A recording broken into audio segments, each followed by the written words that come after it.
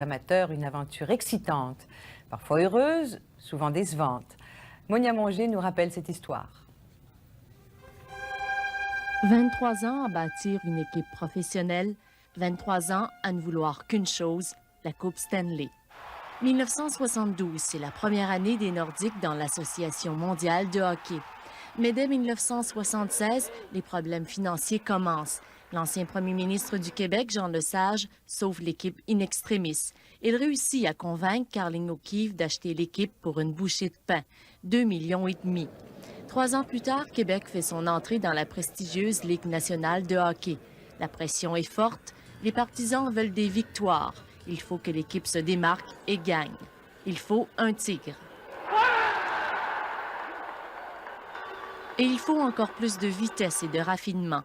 Les Nordiques réussissent un coup magistral. Les Stachny traversent le rideau de fer. Ils font des Nordiques une formation redoutée. 83-84, la rivalité Québec-Montréal est à son apogée. Attisée par les médias, l'agressivité entre les deux équipes culmine. Les Nordiques avaient vraiment une chance d'aller très loin cette année-là. Mais le match du Vendredi saint a tout détruit. Moi, je ne me rappelle pas au cours des dernières années d'avoir vu une chose pareille, Gilles. Durant les 2 années suivantes, c'est la descente aux enfers. L'équipe ne va nulle part. Les Nordiques entreprennent alors un grand nettoyage. Le vent du changement continue de souffler. Un consortium québécois prend les rênes des Nordiques.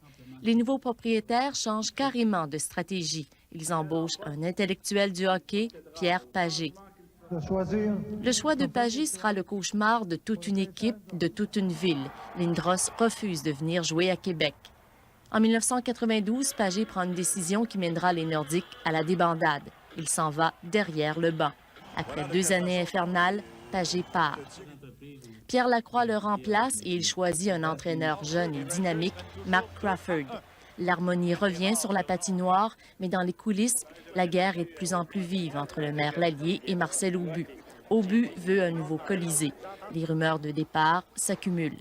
En octobre, c'est le lockout. Marcel Aubu sort de ce conflit encore plus isolé que jamais. Les propriétaires ont laissé tomber le plafond salarial. Les Nordiques terminent au premier rang, mais comme Marcel Aubu, ils n'arrivent pas à gagner la manche finale.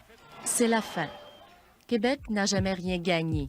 Ni le droit d'exister dans un petit marché, ni d'aide gouvernementale, ni de nouveaux Colisées, ni non plus de Coupe Stanley. Monia Monger.